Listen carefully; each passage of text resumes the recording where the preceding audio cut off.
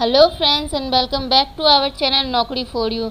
आज हम लोग परफेक्शन आईएएस 90 डे प्लानर का भूगोल जो कि डे 4 होने वाला है उसके पार्ट 2 को कवर करेंगे। इससे पहले पार्ट 1 जो है हमारे चैनल पे अपलोडेड है, अगर आपने उसे नहीं देखा तो जाके देख सकते हैं। चूँकि वीडियो बहुत ज़्यादा लंबी ना हो जाए इसलिए हमने इसे 2 पार्ट में डिवाइड कर दिया था।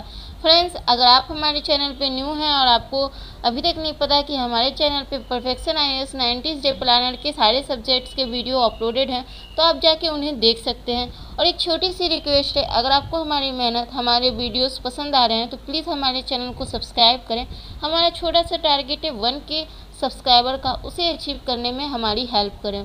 फ्रेंड्स, आप कमेंट कर बता सकते हैं आपको और भी कौन से टॉपिक से रिलेटेड वीडियोस चाहिए। ये आपके आने वाले बीपीएससी परीक्षा के लिए बहुत ही इम्पोर्टेंट साबित होने वाला है, तो इस पूरे सीरीज़ को ज़रूर देखें। चलिए फ्रेंड्स, शुरू करते हैं आज का ये बहुत ही इम्पोर्टेंट टॉपिक। इससे पहले के वीडियो में हमने 74 तक कंप्लीट किया था, तो आज 75 से स्टार्ट करते हैं। रामसर समझौते 1971 के तहत भारत में आर्द्र भूमि प्रबंधन की प्रक्रिया कब आरंभ हुई? तो इसका करेक्ट आंसर हो जाएगा सी, 1987।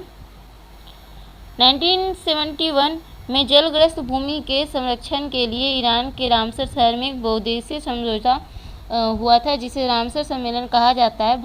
भारत इस समझौते में 1982 में शामिल हुआ एवं पर्यावरण, वन एवं जलवायु परिवर्तन मंत्रालय द्वारा इनके संरक्षण हेतु 1987 से राष्ट्रीय आर्द्र या दलदली भूमि संरक्षण कार्यक्रम चलाया जा रहा है। इस कार्यक्रम के अंतर्गत 24 राज्यों में कुल 103 आर्द्र भूमियों को संरक्षण के लिए चुना गया है तथा 26 जलग्रस्त भूमियों को प्रबंधन के लिए योजनाएं अनुमोदित की गई हैं।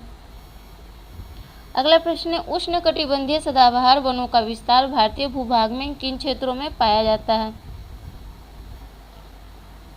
इसका करेक्ट आंसर हो जाएगा बी, 2, 4, 5, 6। आइए उन्हें देख लेते हैं।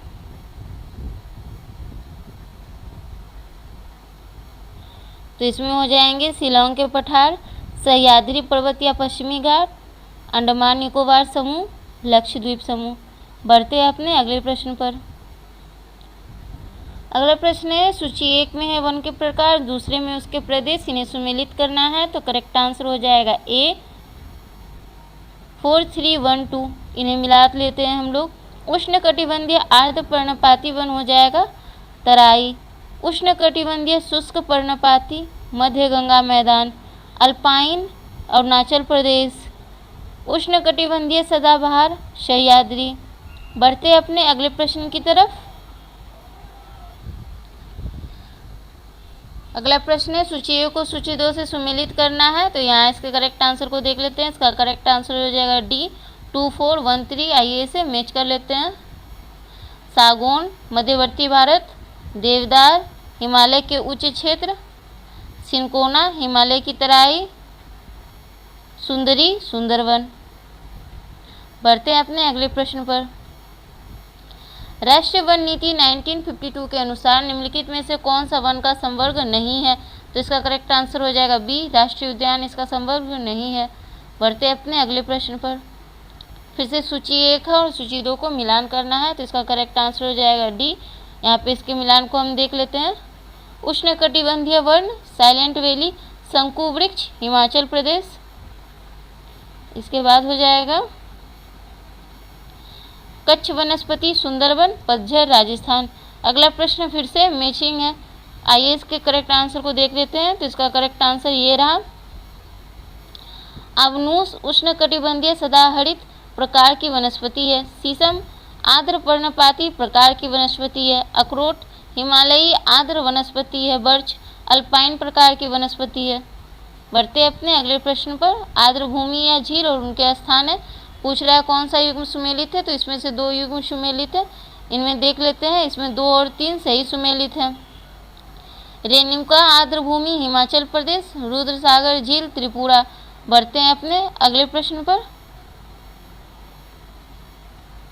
अगला प्रश्न है, IUCN के संदर्भ में कौन सा कथन असत्य है? तो इसका करेक्ट आंसर हो जाएगा ए, ये रॉन्ग है। 2 देख लेते हैं। IUCN का एक सहायक संगठन विश्व वन्य जीव कोष WWF है। बढ़ते हैं अपने अगले प्रश्न पर। अगला प्रश्न है सूची 1 को फिर से सूची 2 से सुमेलित करना है, तो इसका करेक्ट आंसर हो जाएगा ए 3421। स्वस्थानीय संरक्षण जैव मंडल आरक्षण, बाह्य स्थानीय संरक्षण जंतु उद्यान, विलुप्त कोई भी जीवित सदस्य नहीं और सुरक्षित संकटग्रस्त हो जाने की संभावना। बढ़ते हैं अपने अगले प्रश्न की तरफ। यहाँ फिर से सूची है, इसे सुमेलित करना है, तो एक तरफ जो है दिवस है और दूसरी तरफ उनके दिवस की तारीख। तो आइए इसका सही मैच कर लेते हैं। यहाँ पे इसका सही मैच हो जाएगा अंतर्राष्ट्रीय जैव विविधता दिवस 22 मई, राष्ट्रीय विज्ञान दिवस 28 फरवरी, विश्व खाद्य दिवस 16 अक्टूबर, विश्व बाघ दिवस 29 जुलाई। बढ़ते हैं अपने अगले प्रश्न पर। साइट्स के संबंध में कौन सा कथन सत्य है, तो इसका करेक्ट आंसर हो जाएगा ए 1 और 3। यह अभी समय 35,000 से अधिक पादप एवं जीव प्रजातियों के अंतर्राष्ट्रीय व्यापार को विनियमित करता है। इस सम्मेलन का आयोजन प्रत्येक 3 वर्ष पर होता है। बढ़ते अपने अगले प्रश्न की तरफ। जैव मंडल आरक्षित क्षेत्र के संदर्भ में दिए गए निम्नलिखित कथनों में से कौन सा असत्य है, तो इसका करेक्ट आंसर हो जाएगा ए, ये रॉन्ग है, बाकी सही है। वर्ष 1986 में भारत का पहला जैव मंडल आरक्षित क्षेत्र नीलगिरी स्थापित किया गया। भारत वन्य जीव बोर्ड के अध्यक्ष प्रधानमंत्री होते हैं।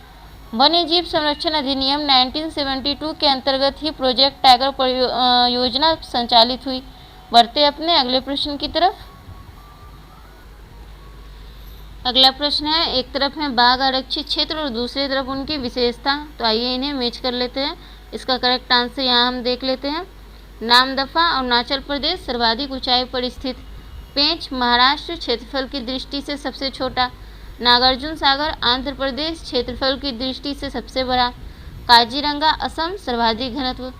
बढ़ते हैं अपने अगले प्रश्न की तरफ। बोल रहा है इसमें निम्नलिखित में से कौन सा असत्य है, तो इसका करेक्ट आंसर हो जाएगा डी, ये गलत है, बाकी सही है। बाघ परियोजना निदेशालय का नाम बदलकर राष्ट्रीय बाघ संरक्षण प्राधिकरण कर दिया गया था। भारत, नेपाल, भूटान एवं बांग्लादेश में बंगाल टाइगर पाए जाते हैं। कैलाश श्रृंखला को टाइगर मैन ऑफ इंडिया के नाम से जाना जाता है। बढ़ते हैं अपने अगले प्रश्न पर। द ग्रेट इंडियन बस्टर्ड पक्षी की सर्वाधिक संख्या किस राज्य में पाई जाती है, तो इसका करेक्ट आंसर हो जाएगा ए, राजस्थान। इसके अतिरिक्त यह भारत के गुजरात, महाराष्ट्र, मध्य प्रदेश, आंध्र प्रदेश एवं कर्नाटक में भी पाई जाती है। अगला प्रश्न है, निम्नलिखित कथनों पर विचार करें, कौन सा कथन सत्य है, तो इसका करेक्ट आंसर हो जाएगा डी, 2 और 3।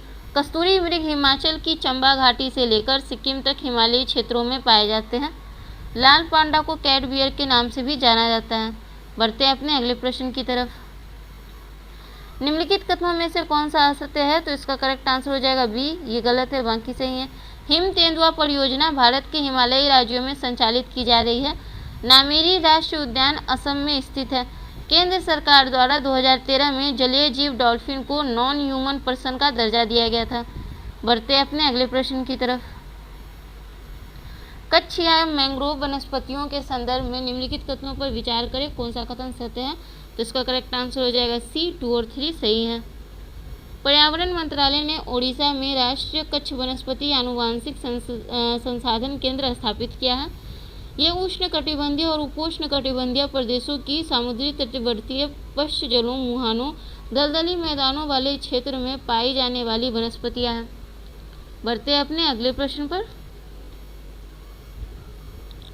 एक तरफ है आर्द्र भूमि, दूसरी तरफ है उनके क्षेत्र, इन्हें सुमेलित कर लेते हैं, तो इसका करेक्ट आंसर हो जाएगा ए, 3421। कांजली झील हिमाचल प्रदेश, कांजली झील हो जाएगा आपका पंजाब। रेणुका हिमाचल प्रदेश, भोज मध्य प्रदेश, रुद्रसागर झील त्रिपुरा। बढ़ते हैं अपने अगले प्रश्न पर। कोरल ब्लीचिंग एक प्रक्रिया है। सी, प्रवालों द्वारा अपने वास्तविक रंग सफ़ेद में दिखाई देना। नेक्स्ट, निम्न में से कौन सही सुमेलित है, करेक्ट आंसर है डी, ये सभी। Charles Darwin, origin of species, Rachel Carson, silent spring, E O Wilson, diversity of life. बढ़ते अपने अगले प्रश्न पर। निम्न कथनों पर विचार करें, तो देखते हैं इसमें क्या पूछ रहा है। इसमें पूछ रहा है कौन सा सही नहीं है, तो इसका करेक्ट आंसर हो जाएगा ए सही नहीं है, तो दो को देख लेते हैं। ओरंगुटन्स पैरों पर रहने वाली सबसे भारी जीव हैं। ये इंडोनेशिया व मलेशिया के बोर्नियो व सुमात्रा द्वीप तथा भारत में शिवालिक की पहाड़ियों में पाए जाते हैं। बढ़ते हैं अपने अगले प्रश्न पर। निम्नलिखित में से किसने सर्वप्रथम बायोडायवर्सिटी शब्द का प्रयोग किया? तो इसका करेक्ट आंसर है सी, वाल्टर जी रोजेन। अगला प्रश्न है, निम्नलिखित में से कौन एक वायु प्रदूषण से संबंधित नहीं है? तो इसका करेक्ट आंसर हो जाएगा सी, यूट्रोफिकेशन। यूट्रोफिकेशन शब्द का उपयोग जल प्रदूषण के संबंध में किया जाता है। इसमें जल में ऑक्सीजन की मात्रा में कमी आ जाती है। वाहनों से होने वाले प्रदूषण को कम करने के लिए वाहनों में उत्प्रेरक कन्वर्टर का प्रयोग किया जाता है। वायु गुणवत्ता सूचकांक में 8 प्रदूषणकारी तत्वों PM10, PM25, nitrogen dioxide, ozone, ammonia, sulphur dioxide, carbon monoxide तथा लेड को शामिल किया जाता है। अगला प्रश्न है, सूक्ष्म जीवों के उपयोग द्वारा थल और समुद्र के उन क्षेत्रों का जो कीटनाशकों, तेल और विलायकों द्वारा प्रदूषित हो गए हैं, उपचार करने की प्रक्रिया क्या कहलाती है? तो इसका करेक्ट आंसर हो जाएगा डी, जैविक उपचार, बायोरिमेडिसिन।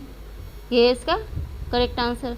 बढ़ते अपने अगले प्रश्न की तरफ। ऐसा रिपोर्ट किया गया है कि भूमंडलीय तापन के कारण समुद्री जल के pH मान में निरंतर कमी हो रही है।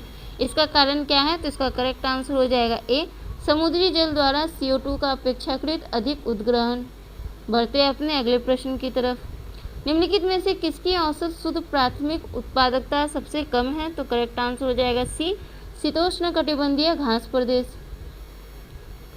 अगला प्रश्न है, निम्नलिखित में से कौन सही सुमेलित नहीं है?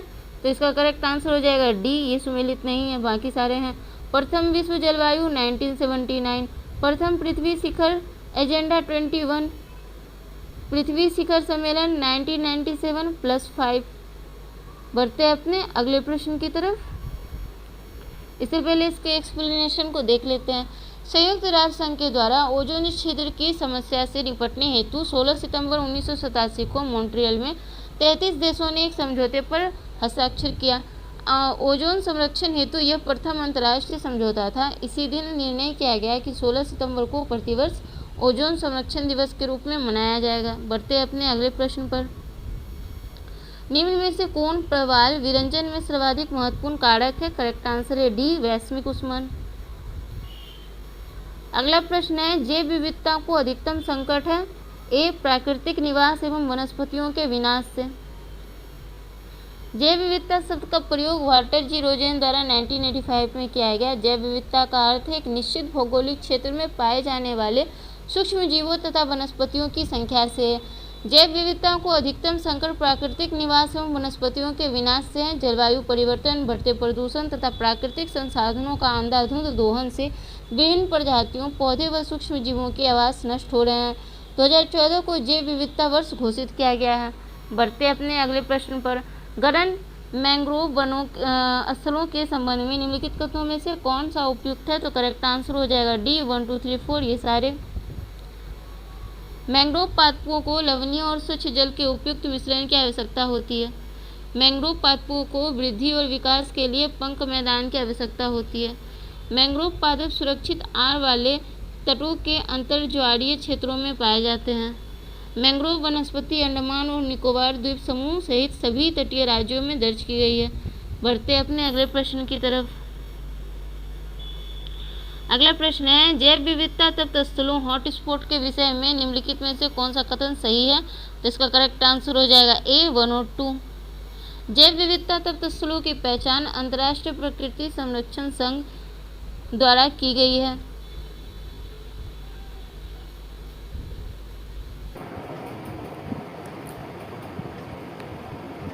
जैव विविधता हॉटस्पॉट को उनकी वनस्पति के अनुसार परिभाषित किया गया है। बढ़ते अपने अगले प्रश्न की तरफ। अगला प्रश्न है, वियना सम्मेलन और मॉन्ट्रियल प्रोटोकॉल का प्रमुख उद्देश्य निम्नलिखित में से कौन सा है? तो इसका करेक्ट आंसर हो जाएगा सी, ओजोन परत का रक्षण। बढ़ते अपने अगले प्रश्न पर। निम्नलिखित में से अम्ल वर्षा के लिए कौन उत्तरदायी है? फ्रेंड्स, इसके आंसर से पहले एक छोटी सी रिक्वेस्ट, अगर आपने यहाँ तक हमारे वीडियो को देखा और अभी तक लाइक नहीं किया है तो प्लीज़ जल्दी से लाइक कर दें, आप आगे भूल जाएंगे। और अगर आपने अभी तक हमारे चैनल को सब्सक्राइब भी नहीं कर रखा तो प्लीज़ सब्सक्राइब कर दें। हमारा एक छोटा सा टारगेट है 1K सब्सक्राइबर का, उसे अचीव करने में हमारी हेल्प करें। तो चलिए इसका करेक्ट आंसर देख लेते हैं। तो इसका करेक्ट आंसर हो जाएगा सी को देख लेते हैं हम लोग। तो उत्तरदायी कारक हो जाएगा सल्फर डाइऑक्साइड तथा नाइट्रोजन ऑक्साइड। बढ़ते हैं अपने अगले प्रश्न की तरफ। अगला प्रश्न है कार्टेजेना प्रोटोकॉल जिसमें भारत एक पक्षकार है किससे संबंधित है? तो इसका करेक्ट आंसर हो जाएगा बी, जैव विविधता सम्मेलन कन्वर्सन ऑन बायोलॉजिकल डाइवर्सिटी के तत्वावधान में तय की गई जैव सुरक्षा। बढ़ते हैं अगले प्रश्न पर। दो निकटवर्ती और भिन्न पादप समुदायों के बीच की सीमा को घेर लेने वाले दखल करने वाले विविध प्रकार की प्राकृतिक वनस्पति के संक्रमण क्षेत्र को किस रूप में जाना जाता है? तो इसका करेक्ट आंसर हो जाएगा बी, संक्रमिका या इकोटोन। अगला प्रश्न है पर्यावरण से अभिप्राय है, तो इसका करेक्ट आंसर हो जाएगा डी, उपर्युक्त सभी। इन सभी से पर्यावरण का अभिप्राय पहला हो जाएगा भूमि, जल, वायु, पौधे एवं पशुओं की प्राकृतिक दुनिया जो इनके चारों ओर अस्तित्व में है। दूसरा उन संपूर्ण दशाओं का योग जो व्यक्ति को एक समय बिंदु पर घेरे हुए होती है। भौतिक, जैविकीय एवं सांस्कृतिक तत्वों की अन्य क्रियात्मक व्यवस्था जो अंतर संबंधित होते हैं। ये तीनों हो जाएगा। बढ़ते अपने अगले प्रश्न की तरफ। कार्टेजेना शहर जो जैव सुरक्षा प्रोटोकॉल के लिए प्रसिद्ध है कहाँ स्थित है? तो करेक्ट आंसर हो जाएगा डी, गुयाना में। नेक्स्ट है निम्नलिखित में से कौन सा कथन सही है? तो करेक्ट आंसर हो जाएगा ए, केवल एक। भारत मरुस्थलीकरण का सामना करने के लिए संयुक्त राष्ट्र कन्वेंशन का एक हस्ताक्षर करता है। बढ़ते अपने अगले प्रश्न पर। भारत की राष्ट्रीय वन्यजीव कार्य योजना वर्ष 2017 से 31 के बारे में निम्नलिखित कथनों पर विचार कीजिए। तो इसमें जो है 1 और 2 सही हो जाएंगे। ये तीसरी राष्ट्रीय वन्यजीव कार्य योजना है। NWAP विशिष्ट है क्योंकि भारत ने पहली बार वन्य जीवों पर जलवायु परिवर्तन से पड़ने वाले प्रभावों से संबंधित चिंताओं को स्वीकार किया है। बढ़ते अपने अगले प्रश्न पर। ऑलिव रिडले कछुओं के बारे में निम्नलिखित कथनों में से कौन सा कथन सही है? इसका करेक्ट आंसर हो जाएगा बी, केवल एक और दो। विश्व में पाए जाने वाले सभी समुद्री कछुओं में ये सबसे छोटे और भरपूर मात्रा में है। ये प्रशांत, अटलांटिक और हिंद महासागर के उष्ण जल में रहते हैं। बढ़ते हैं अपने अगले प्रश्न पर। अगला प्रश्न है प्रवाल भित्तियों की वृद्धि के विषय में निम्नलिखित कथनों में से कौन सा एक सही नहीं है? तो करेक्ट आंसर हो जाएगा ए, ये सही नहीं है। इसे 20 degree centigrade to 21 degree centigrade के बीच उष्ण जल की आवश्यकता होती है। इसे छिछले लवणीय जल की आवश्यकता होती है जो 50 मीटर से अधिक गहरा ना हो। इसे प्रकाश संश्लेषण में सहायता के लिए प्रचुर मात्रा में सूर्य के प्रकाश की आवश्यकता होती है। बढ़ते अपने अगले प्रश्न पर। अगला प्रश्न है अपने ही वातावरण में एक जैव समुदाय जैसे तालाब, महासागर, वन, यहाँ तक कि जल जीवशाला को भी क्या कहा जाता है? तो इसका करेक्ट आंसर हो जाएगा ए, जीवोम या बायोम। अपने ही वातावरण में एक जैव समुदाय को जीवोम या बायोम कहा जाता है। जीवोम धरती या समुद्र के किसी क्षेत्र को कहा जाता है जिसके सभी भागों में मौसम, भूगोल तथा निवासी जीवों की समानता हो। बढ़ते अपने अगले प्रश्न की तरफ। उससे पहले और भी एक्सप्लेनेशन को देखते हैं। किसी जीवित प्राणी में उपलब्ध कार्बनिक पदार्थों का कुल भार उसका जैव भार कहलाता है। विश्व में कुल 36 तथा भारत में 4 जैव विविधता हॉटस्पॉट क्षेत्र हैं। 36वें हॉटस्पॉट के रूप में नॉर्थ अमेरिकन कोस्टल प्लेन को घोषित किया गया है। आज का लास्ट प्रश्न हो जाएगा निम्नलिखित कथनों में से कौन सा सही है? तो इसका करेक्ट आंसर हो जाएगा ए, 1 और 2। अम्लीय वर्षा चूना पत्थर से बनी इमारतों से अभिक्रिया करती है। सल्फर युक्त कोयले का दहन अम्लीय वर्षा में भागीदारी हो सकता है। प्राकृतिक और मानव निर्मित स्रोतों दोनों ही एसिड रेन के निर्माण में महत्वपूर्ण भूमिका निभाते हैं, लेकिन यह मुख्य रूप से जीवाश्म ईंधन के दहन के कारण होती है जिसमें सल्फर डाइऑक्साइड और नाइट्रोजन ऑक्साइड वातावरण में फैल जाती है। यह प्रमुख रूप से पौधे, जलीय प्राणियों, अवसंरचना आदि को प्रभावित करता है। नदी, झील या सागर जैसे जल निकायों को पर्याप्त प्रकाश प्राप्त होता है, लेकिन शैवाल के खिलने से जलीय जीव के प्रकाश संश्लेषण में रुकावट पैदा हो सकती है। ऑक्सीजन की कमी से जलीय प्रजातियां विलुप्ति के कगार पर पहुंच सकती है। ओके फ्रेंड्स, तो आज का हमारा ये भूगोल का डे 4 का पार्ट 2 यहीं कंप्लीट होता है। अगर आपने इसके पहले पार्ट 1 को नहीं देखा तो प्लीज़ जाके हमारे चैनल पे देख लें। अगर आपने perfection IAS 90s day planner के और भी वीडियोस को नहीं देखा है तो प्लीज़ जाके उन्हें देख लें। ये आने वाले BPSC PT के लिए आपको बहुत ही हेल्पफुल होने वाला है। फ्रेंड्स, अगर आपको हमारी मेहनत, हमारे वीडियोस ऐसे ही पसंद आ रहे हैं तो प्लीज़ हमारे चैनल को सब्सक्राइब करें। साथ ही आप अपने फ्रेंड्स और स्टडी ग्रुप में भी इसे शेयर कर सकते हैं। Thank you for watching our videos friend. Keep motivated and keep subscribe our channel Naukri for you. Thank you so much. जय हिंद। बाय।